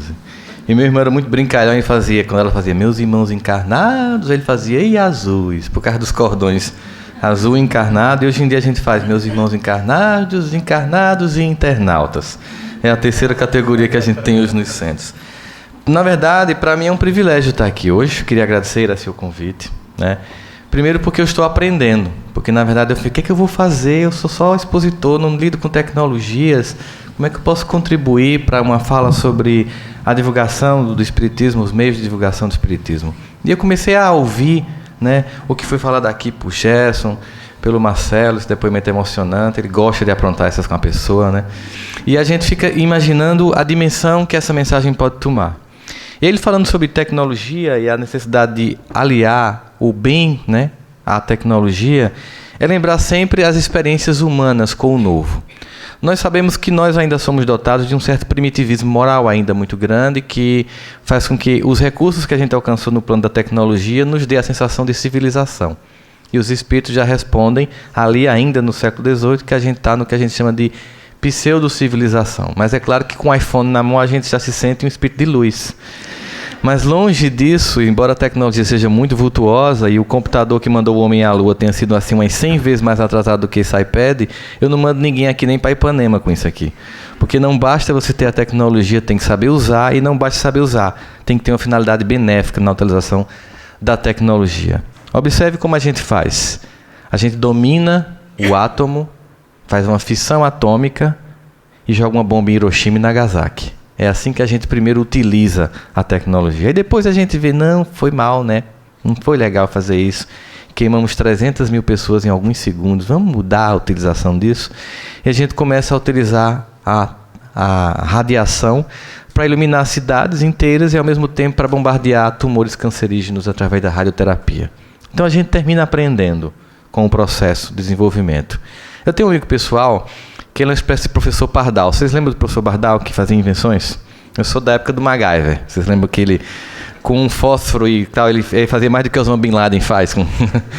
E aí, ele tinha 16 anos na época, ele tem 4 anos a menos que eu, e o pai dele chegou e disse: meu filho, eu vou lhe mandar para a Toyota, no Japão, para você fazer um treinamento sobre produção. O pai tinha uma fábrica lá em Campina Grande. Aí ele chegou para mim e disse: papai é doido, ele quer me mandar para a Toyota, no Japão, para fazer um treinamento de produção. E por que tu está dizendo isso? Porque ele me disse que isso custa $50 mil. E eu perguntei se dava para comprar uma D20, que era uma caminhonete muito importante, massa na época, tipo assim, né? Você tem uma Pajero hoje em dia. Aí disse: papai, eu prefiro a D20. Ele disse: mas você não vai ganhar a D20 não, porque com a D20 você não vai para canto nenhum, mas com o conhecimento que você vai adquirir lá, você vai para muitos lugares. Aí ele disse: para que serve ele? Meu filho, se você for uma pessoa boa, mas não tiver competência, é legal, mas você não vai poder ajudar ninguém. Se você tiver competência, mas não for uma pessoa boa, é terrível, porque você vai prejudicar muita gente. Mas se você for uma pessoa boa e com conhecimento, você vai poder mudar o mundo. E ele foi, contra a vontade dele, para o Japão. Depois de um certo tempo, o pai faliu por um golpe que foi dado na empresa e ele pensou em se matar. Ele estava com 22 anos e ele disse que foi dormir. Ele tem uma fazenda lá e disse assim: eu vou me matar. Eu só não me mato se amanhã esse lago que tem aqui amanhecer cheio. Deu uma chuva à noite. E de dia o lago estava transbordando. Aí ele fez: é comigo. E aí a gente começou a conversar nesse processo todo. Vocês terem uma ideia do que é a pessoa utilizar a mente focada para o bem. Lá em Campina Grande, a cidade onde eu moro, eu sou o único VIP aqui, porque eu sou vindo do interior da Paraíba. Lá em Campina Grande, nós temos a única fábrica de sandálias havaianas do mundo, que fica em Campina Grande. Nos anos 80, a fábrica estava para ser fechada, porque a havaiana era uma sandália que só quem usava era doméstica, ou a classe média para não levar choque na ducha Corona. E aí as vendas caindo, até que lá, um dia antes da fábrica fechar, um funcionário emborcou. Essa palavra é compreensível aqui no Rio? Emborcar. Emborcou as havaianas e colocou ela de uma cor só. Trocou as arriatas e ela ficou toda azul. Os funcionários gostaram, todo mundo emborcou a havaiana e o designer fez, já fechar mesmo. Antes de fechar, vou fazer uma havaiana toda preta, uma havaiana toda azul, uma havaiana toda amarela e botar uma bandeirinha do Brasil. Aí começou a vender a havaiana, vender. Aí o pessoal da Alpargata de São Paulo ligou, o que é que tá vendo? A gente ia fechar a fábrica e agora vocês estão nesse processo. Aí ele disse, não, fez isso, aí, então vamos dar mais um tempo. E aí começou-se a havaiana se tornar, nos anos 90, o maior case de sucesso de reposicionamento de marca na história de um produto no mundo, na época. E hoje lá são 5 turnos ininterruptos, com mais de 15 mil funcionários. Mas a Havaianas começou a ter um problema. O resíduo das Havaianas poluía e não existia nenhuma coisa para que pudesse ser feita sobre ele.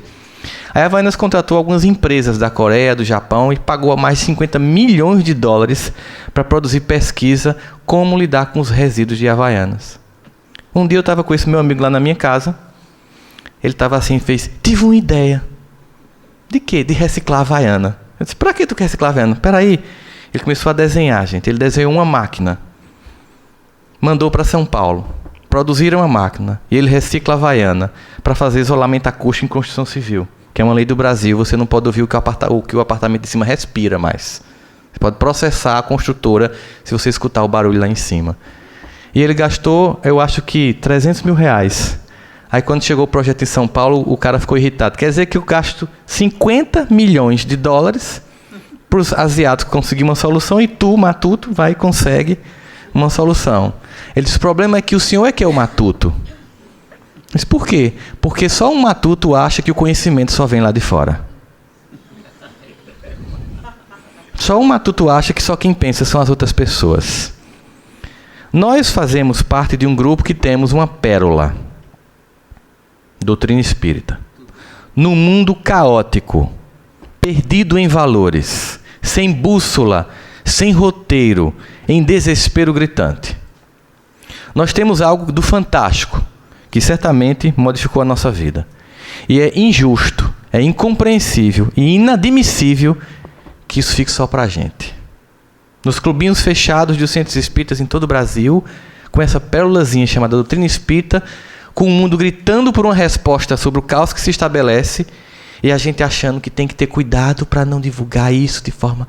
Nós temos que amplificar a divulgação dessa mensagem para todos. Daí você vê que a experiência da rádio, que Gerson tão bem nos descreveu, as tecnologias que estão disponíveis hoje para a gente mostram o potencial que nós temos de divulgar essa mensagem.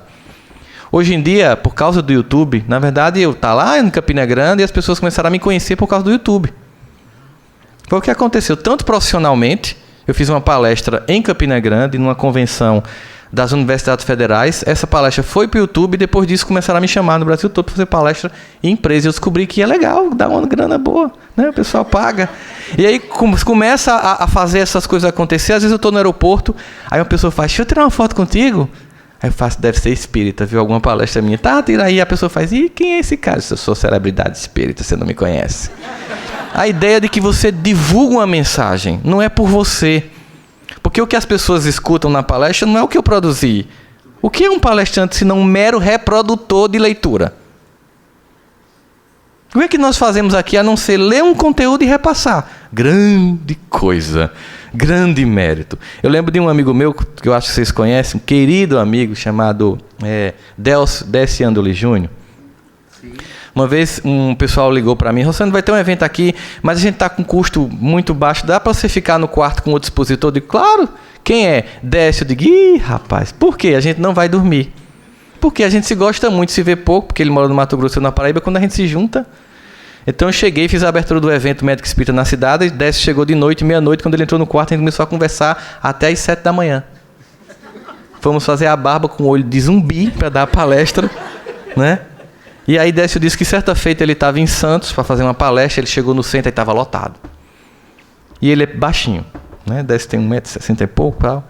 Aí o pessoal, por que tem tanta gente nesse centro hoje? Ai, porque doutor Décio vai falar. Ele disse que sou eu. Aí ele se inflou todinho e tal, e foi se achando, chegou na hora da palestra que deram a ele. Sumiu. Apagou só a imagem, mas nada. 2 minutos ele olhando pro povo, o povo olhando para ele. Meu Deus do céu, foi que houve aqui? Acabou o conteúdo. A banda larga, puf, quando a conexão caiu. Nem GVT ajudava naquela hora. Aí ele entendeu. Aí eles, pelo amor de Deus, em nome do povo que está aqui, reconecta tudo. Aí chegou, ele deu a palestra. Ele chegou e contou para uma pessoa muito querida. Sempre tem essas pessoas que nos introduzem na doutrina espírita, na tarefa, e que sempre são uma espécie de mentor encarnado, né? Na dúvida, você liga para aquela pessoa, ela, calma. Tal. Aí ele contou a história. Aí ele disse, você lembra da Páscoa? Jesus chegando? Lembro. Ele foi chegando ali, todo mundo saudando ele. Você lembra dessa? Lembro demais. Você lembra que ele estava lá em cima do burrinho e aquela agonia? Com certeza. Você não sabe da maior. Pois tu não acredita que o burrinho achou que era para ele?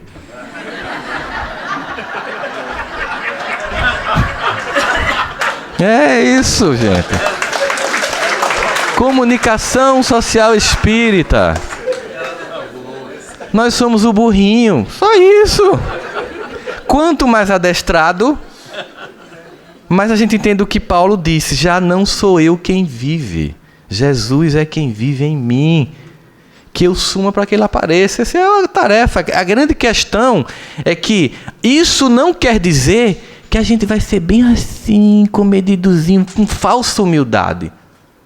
É preciso vigor e autenticidade. A gente conversava, né, Jéssica, lá na sala, era assim, sobre Paulo. Quem era Saulo? A gente diz assim, Saulo, o Espírita vai estudar, Paulo esteve. Quem era Saulo? O que ele fazia? Com os cristãos, ele era um perseguidor, né? Tá falando ontem lá em Copacabana, no Centro Espírita. Perseguidor é uma palavra politicamente correta. Chico Xavier chamava as garotas de programa de irmãs que vendem as forças sexuais da alma. Não é bonito? Assim, fica mais suave, né? Então você, em vez de dizer que a pessoa levou um chifre, diz que ele foi temporariamente obliterado do contrato afetivo. Fica tão bonito. Fica tão bonito que dá até para suportar um, né? Então, porque fica bonito, temporariamente obliterado do contrato afetivo e tal. Dizer que Saulo era um perseguidor do cristão é ser politicamente correto. Sabe o que Saulo era? Ele era um assassino. Saulo era um burguês, filhinho do papai, convencido que se achava. Ele estava com o povo dele invadido por Roma, as mulheres estupradas, os homens escravizados, e Roma tinha uma técnica de invade, mas mantém a burguesia na burguesia para ela não galvanizar o povo contra o invasor. Então, enquanto Paulo curtia a condição de burguês e perseguia e matava quem não acreditava em Deus como ele, rolava uma agressão ao próprio povo. Esse era Paulo, esse era Saulo. E por que esse Saulo foi buscado por Jesus, que tinha João, Simão Pedro, tantas pessoas ali no colégio apostolar para fazer a divulgação do evangelho? Porque eram pessoas muito boas, mas não tinham vigor para levar a mensagem. E aí ele vai, eu até digo que Jesus foi contratar um CEO, um Chief Executive Officer. Então nós precisamos, para essa empresa Cristianismo crescer, para a gente abrir franquias, né? Imagina aí você abrindo franquias do cristianismo, aquelas igrejas que Paulo abriram como franquias, né? Tessalonicense, imagina aqui, abre a igreja de Niterói, a igreja da Baixada, a igreja do Rio, a igreja de Volta Redonda, você vai abrindo as igrejas. E tem que ser um cara, tem que ser um cara versado em várias culturas.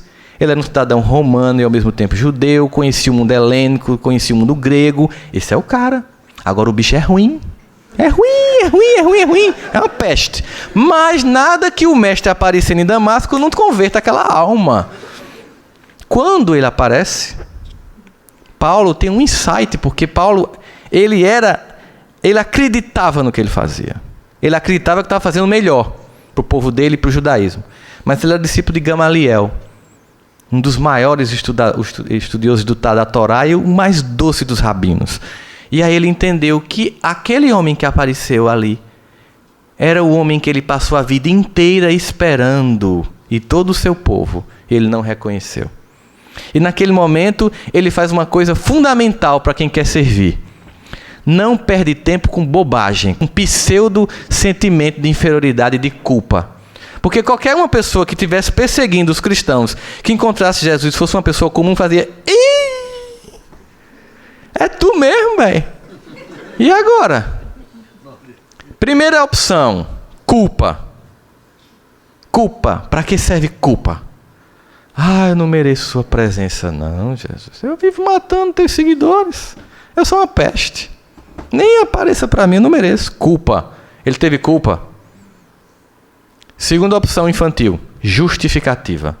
Mas eu te explicar, sabe por que eu estava matando um pessoal? Vê só, fui treinado lá na evangelização infantil, lá no Sinédrio, o seguinte, que você desceria com as carruagens, cheio de anjos e poderes e exércitos em glória eterna para destruir Roma. Aí tu daste uma manjedoura junto do jumento, me confundiu a cabeça, cara. Eu fiquei confuso. Você não deu o sinal que eu estava esperando. Ele se justificou? Ele perguntou somente assim: que queres que eu faça? Eu não vou perder tempo aqui em me culpar, nem vou perder tempo em me justificar. Eu vou agir. Está se sentindo assim? Eu posso divulgar espiritismo? Precisa ser palestrante para divulgar espiritismo? O que você pode fazer com o seu WhatsApp para divulgar o espiritismo? Já pensou nisso? Não, mas você não sabe como eu sou por dentro. E você sabe como eu sou por dentro? E você está esperando que Jesus espere bons homens para poder divulgar o evangelho? Por acaso Saulo era um bom homem para divulgar o evangelho? No final, tudinho negou. Um negou 3 vezes. Foram embora, só ficou um. Ô povo corajoso. Mesmo assim, é com a gente que ele conta. Esqueça a desculpa de sua inevolução moral para não servir a causa do evangelho. Esqueça os desculpismos que tem para não servir a causa do evangelho. Sirva. Eu lembro de um amigo meu que chegou uma vez para Divaldo. Divaldo, eu não vou mais fazer palestra não, Divaldo, porque eu sou muito imoral por dentro, tem tanto lixo, tanta lama. Aí Divaldo disse: meu irmão, como é que se limpa cano com água, com gordura, com água, com coisa suja dentro? Aí ele disse: passando água limpa. Pronto, deixa a água limpa e passando, a água limpa vai passando, vai passando. Um dia limpa, meu irmão, não pare não. Porque a gente fica com aquela, igual a paciente chega para mim: eu vim aqui para você me ajudar, me treinar para poder eu ir e resolver as coisas. Eu digo: não, não é assim. É indo que você aprende. Não existe um treinamento, não existe uma palavra mágica, não existe um psicotrópico, não tem Prozac que resolva a depressão. Existe enfrentamento da vida, aí você aprende com a vida. Mas aqui, fazer um insight psicológico, eu digo uma palavra e eu abracadabra, estou bem resolvido. A gente chega para mim: eu vim aqui porque eu queria ser uma pessoa bem resolvida. Se você descobrir, me diga também que eu quero. Porque nós somos pessoas completamente mal resolvidas, mas que temos que continuar assim ainda servindo. Quando a gente pensa, por exemplo, em divulgação do evangelho, eu fiz o seguinte: eu peguei a palestra mais assistida do Fábio de Mello, peguei a palestra mais assistida do Divaldo Franco e peguei a palestra mais assistida do Silas Malafaia e somei a audiência. Depois eu peguei o vídeo mais assistido do Porta dos Fundos. E eu percebi que se eu pegasse todos os vídeos de Divaldo juntos, não dava audiência de um único vídeo da Porta dos Fundos. Quer saber por que nós estamos no planeta de expiações e provas e por que Jesus diz que este aqui é um reino ainda do que jaz do maligno? Veja o ibope dos vídeos na internet. Meus sobrinhos chegaram para mim e disseram: tio, o senhor viu o novo vídeo da Nicki Minaj? Aí eu não sabia nem quem era Nicki Minaj na época, não sabia não. Tive que lamentavelmente descobrir. Aí eu disse: não, Anaconda. Eu fiquei tão chocado, eu não sou nem moralista, mas fiquei tão chocado quando eu vi o vídeo e a letra do Anaconda. Mais de 1 bilhão de acessos o vídeo. Um vídeo de piada do Porta dos Fundos chega a 7 milhões em menos de uma semana. Olha o ibope do YouTube que você entende o psiquismo dominante na Terra. E a gente vai ficar calado? Estudando espiritismo dentro dos centros, fazendo o ESID só para nós? Uma vez chegou para mim um grupo de jovens espíritas e disseram: Rossandro, lá na casa espírita a gente está querendo gravar um CD novo e o pessoal está dizendo que a gente quer se amostrar. Porque não tem que estar gravando todo ano não. Aí eu fui fazer a palestra na casa. Eu sou assim meio como Marcelo, louco. Por isso que a gente se gosta. Cheguei: não, porque eu fico impressionado assim, quer dizer, O calcinha preta pode gravar um CD por ano, mas um jovem espírita não pode. O mal pode se reproduzir semestralmente, mas o bem tem que ser de 2 em 2 anos? Que contabilidade é essa? Não, mas sabe por que eu não gosto de postar coisa no meu Facebook? Porque assim, eu tenho colegas evangélicos, eles criticam. Deixa eu respirar para responder essa. Se você ainda acha que está no momento de ser simpatizante, repense sua vida. Porque se Jesus só simpatizasse com você, você estava perdido. Não dê 10% da sua vida a quem lhe dá mais de 1000% de amor. Repense. Deixe de ler o livro com uma capinha para ninguém ver que é espírita. Tenha coragem de assumir aquilo que transformou sua vida. Se vão criticar, escute, porque isso é nada. No passado a gente ia ser comido por leão. Hoje em dia é uma piada que as pessoas fazem. Aí você faz, como eu faço, você sabe que isso dá um processo e um dos crimes que é considerado inafiançável no Brasil, dos espíritos religiosos, a pessoa cala a boca. É isso, estupro, você quer qual? Divulgar o evangelho. Chegou uma pessoa para mim e disse: Sandra, eu queria te colocar no portfólio da minha empresa para palestra, mas é complicado, porque toda vez que alguém dá uma gulgada roçando o clinge, só aparece palestra espírita. Então eu tenho uma alternativa para você: apague todas as palestras espíritas no YouTube que eu lhe coloco na minha empresa. Digo, primeiro, eu não posso apagar porque quem coloca não sou eu, são as instituições aonde eu vou. E eu não quero que apague, porque você está dizendo que é o que me atrapalha, é a minha melhor parte. Eu não vou apagar a única coisa boa que eu tenho na vida. Mas aí você vai fazer pouca palestra, não tem problema, eu já sobrevivo, eu consigo comer, eu tenho Bolsa Família. Todo mundo acha que todo nordestino tem Bolsa Família. Eu consigo sobreviver. É um mito. É 10% da população, mas pensa que todo nordestino tem Bolsa Família. Eu consigo sobreviver bem, cara. Então, para mim, o que vier é lucro. Eu não estou aqui para isso. Porque a gente tem que ter coragem. Eu vou fazer palestra lá, as pessoas sabem que eu sou espírita. Eu cheguei e fui fazer uma palestra numa escola evangélica em Manaus, 70 anos, escola Ida Nelson, fundada por uma missionária americana. Pousei em Manaus, tal, um casal de pastores me pegou. E aí, que bom, roçando da gente. Quem lhe indicou foi o pessoal da Abril, editora, que tem um monte de redes de ensino, GEL, não sei o quê, Max, Anglo, PH, WhatsApp, tal. Eu faço palestra para eles. Aí, e você frequenta que igreja? Eu sou espírita. Aí eles... Espírita? Eu disse, sim, sou espírita. Aí ficou aquele silêncio no carro. Manaus passando e o silêncio. Aí eu fiz, mas fiquem tranquilos, viu? Porque eu não vim aqui para fazer divulgação de espiritismo, não. Até porque eu acredito que vocês têm lucidez para saber o que é espiritismo. Não, a gente sabe que espiritismo é uma religião cristã, Mas ela foi com medo. E a palestra era no templo da igreja, junto com o pastor, no culto. Sobre educação moral. Terminou a palestra, ela me chamou para fazer uma outra palestra para os líderes da igreja.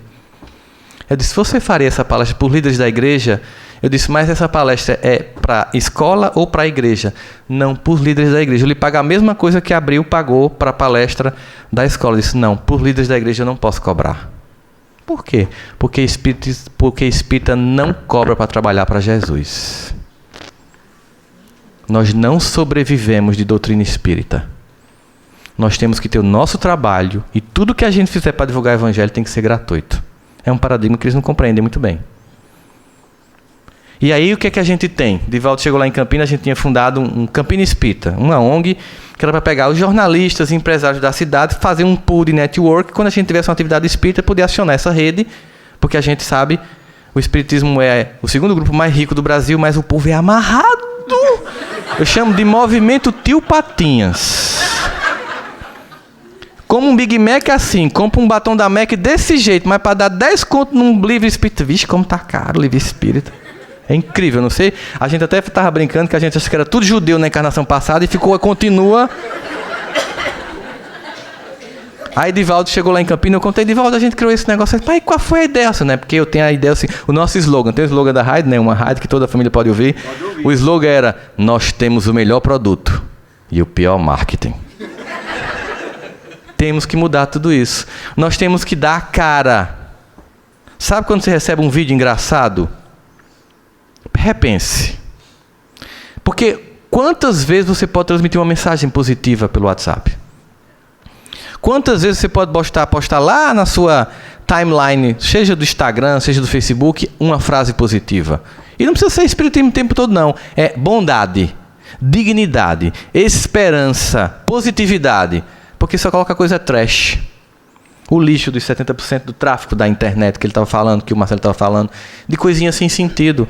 Primeiro porque esse esvaziamento é que as pessoas chegam nos lugares e a primeira coisa que pergunta é qual é a senha do Wi-Fi. Eu cheguei num restaurante lá em Campina Grande, que ficava afastado, numa região de sítio, não tinha nem internet nenhuma, e o cara lá botou lá: nós não temos Wi-Fi, conversa entre vocês mesmo, por favor. Eu fotografei aquilo e divulguei nos grupos de WhatsApp da família. Ó, isso aqui, porque você chega nos lugares, as pessoas estão lá.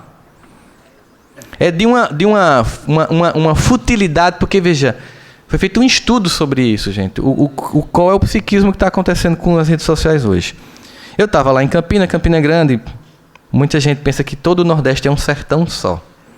Campina Grande, num dia como hoje, está fazendo 16 graus. Fica a 600 metros acima do nível do mar. E a gente tem restaurantes com lareira para comer fundi. Aí um amigo meu estava lá no Alphaville, dizendo que estava na varanda da casa dele, que ele tinha feito. Aquelas pessoas que gostam de usar a rede social como uma coluna social particular. Não é? Tem gente que vai para o restaurante e fotografa o prato. Estou comendo aqui um camarão, fotografa, para restar dúvida que é um camarão de verdade, enfim, tal. Aí ele fez assim: numa noite romântica, na varanda da minha nova casa do Alphaville, com a minha esposa tomando um fundi. Aí botou lá no Instagram. Aí eu mandei uma mensagem para ele, por caridade, só para ele eu vi. Aí eu botei assim: tem intimidade. Infeliz. Se tu tivesse numa noite romântica com tua esposa, tua mão estava em qualquer lugar, menos no smartphone. Deixa de ser ridículo, cara. Que coisa ridícula, aparecendo. Aí ele botou só o caca, mas tu é chato, velho. Veja. Aí se fez um estudo sobre a internet e o uso das redes sociais. Porque a gente pode usar qualquer instrumento para o bem ou para o mal. 75% das pessoas que fazem parte dos seus grupos não curtem nada do que você coloca. Já prestou atenção? Estão com ódio de você. Estou na Disney. Morre, miserável. Eu nunca fui aí. Entrando no Outlet. Ô, miséria. Eu nunca fui aí. Você vai divulgando só sucesso. Ninguém bota desgraça no Facebook, no Instagram. Só coisa positiva. Ou aquela coisa estranha. Papai morreu. Aí muita gente bota curtiu. Papai morreu. Curtiu, papai morreu? Né? Não tem um like diferente lá, vai curtir o mesmo. E aí descobri o seguinte, que a internet e as redes sociais geram, primeiro, uma exacerbação do individualismo. Uma exacerbação do narcisismo. Que é a exposição do ego. É como se fosse o ego sobre o ego. A fantasia sobre a fantasia. Maia sobre Maia. Matrix sobre Matrix. Não preciso mais dizer nenhum exemplo não, né? Não. Chegou lá. O que acontece? O outro que está do outro lado passa a ser tomado de um sentimento de inveja. De menosprezo. Porque não usufrui do que você usufrui. E aquele sentimento vai gerando um sentimento de vingança. E aquele que deveria ser um elemento que aparentemente reconecta as pessoas, muito pelo contrário, eles distanciam as pessoas. Porque elas saem juntas para falar com quem não está presente. É comum você chegar no restaurante e ter uma esposa assim e o marido do outro lado. Ou às vezes está os filhos, cada um no seu quadrado. Lembra aquela músicazinha? Ado, cada um no seu quadrado, está lá. Num mundo de não interação humana. A angústia permeia na face da terra. Milhões de almas diariamente ceifadas pelo desespero, a desesperança, drogas, álcool, completamente perdidos quanto à exacerbação de uma sexualidade completamente descomprometida consigo mesmo, como Marcelo colocava, essa moça que beijou 38 bocas, sem se perguntar se alguém escovou a boca. Né? E aí, de repente, você começa a perceber como as pessoas se tornaram terrenos baldios, em que qualquer um chega lá e coloca o lixo. Não tem nenhuma responsabilidade sobre si. E nesse momento de desespero, de pregação do apocalipse, do caos, serenamente chega uma mensagem, no século XIX, prometida pelo Cristo, que dizia que quando se esquecesse iria ser relembrado. E quando chegasse o tempo, mais seria acrescentado. Vem essa doutrina, revela um caráter altamente balsâmico, lúcido, capaz de nos dar suporte para suportar as intempéries de um mundo louco em transição que regurgita o novo que há de vir. E a gente vai ficar com isso só para a gente? Só para a gente? Lendo esses romances só para a gente? Frases impactantes que uma leitura de Emmanuel no início de um dia já é suficiente para equilibrar e suportar o cotidiano de hostilidade no ambiente de trabalho, de pessoas no trânsito irritadiças, de medo de violência. Basta um pão nosso de manhã, uma análise, um podcast de Haroldo Dutra interpretando de repente de manhãzinho, você não quer ler. Emmanuel, vai ouvindo no carro, aquela vozinha de Haroldo, vai se acalmando, e vai entrando e reorientando e organizando a mente. Aí aquele é só para mim. Desafio. Doutrina espírita é para ser divulgado por todos nós. Sem sombra de dúvidas. Reforçando o que Marcelo muito bem colocou. Não apenas no plano do intelecto, mas sobretudo no plano do exemplo. Nós somos os trabalhadores da última hora. Nós somos o que já caímos no campo da fé. E recebemos uma outra oportunidade de Jesus. Não vamos fazer de conta que é uma mera adesão intelectual ao que nos agrada aos ouvidos. Essa doutrina nos chama para que as fibras emocionais da nossa alma possam se modificar no contato com ela. E que, através dessa modificação consistente em nós, num tempo histórico que não cabe mais nenhuma revolução bolchevique para mudar a história humana, e nenhum salvador vai vir para fazer tudo acontecer, mas num mundo de transição, em que, mais do que transição de poder, nós vivemos hoje o que a gente chama de difusão do poder. E veja o impacto que hoje tem os instrumentos de divulgação previstos em um Evangelho segundo o Espiritismo, e eu recomendo a leitura desse capítulo com muita capacidade de análise. Hoje é a utilidade providencial da riqueza. E eles falam lá sobre o avanço dos meios de comunicação para a unificação do mundo.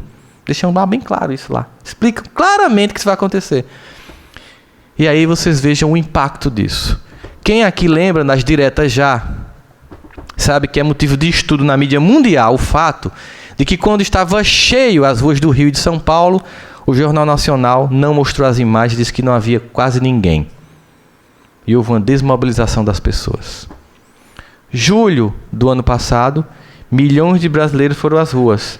E a mídia inteira fez de conta que era apenas um monte de adolescente lutando por 20 centavos. Mas o que foi que aconteceu? As pessoas tinham um smartphone na mão. Começaram a filmar, a fotografar e a transmitir até pelo TweetPic ao vivo. E o que aconteceu?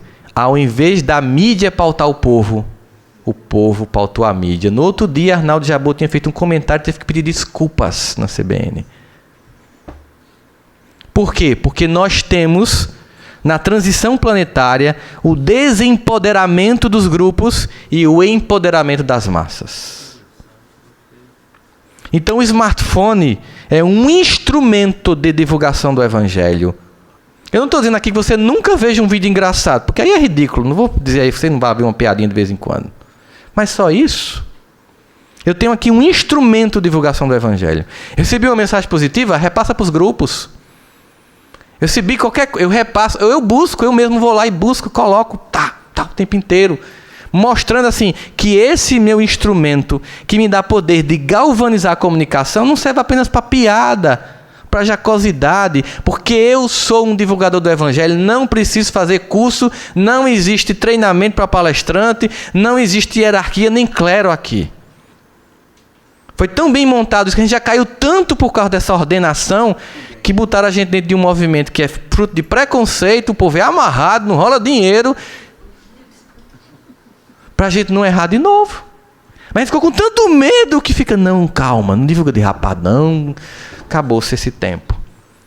Jesus está chamando um monte de Saulo, brabo, para divulgar o Evangelho. Porque gente com vozinha mansa é o pau que tem. Um colega meu que fala desse jeito.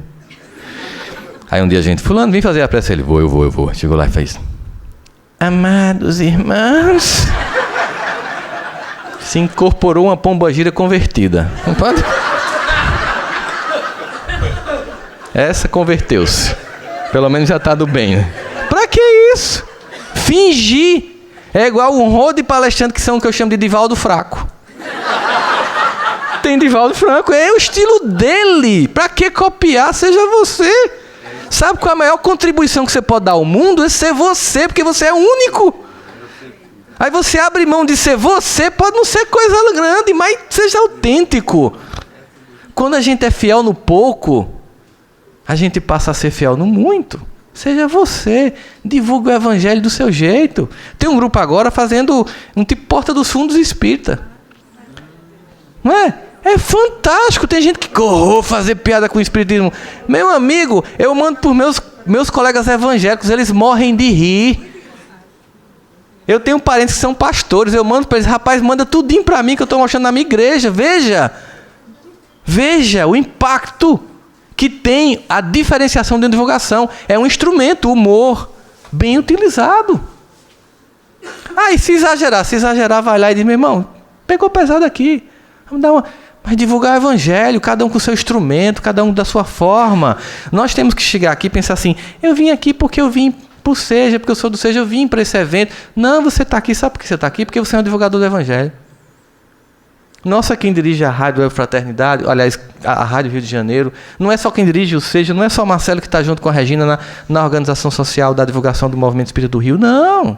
O evangelho não pertence a nenhum grupo, não patentear o nome de Jesus, embora pensem.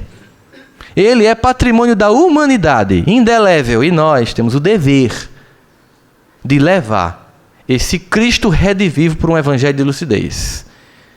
Fechar a capinha do livro, não postar nada, ter medo da crítica, é não entender que Jesus nos chama para a decisão.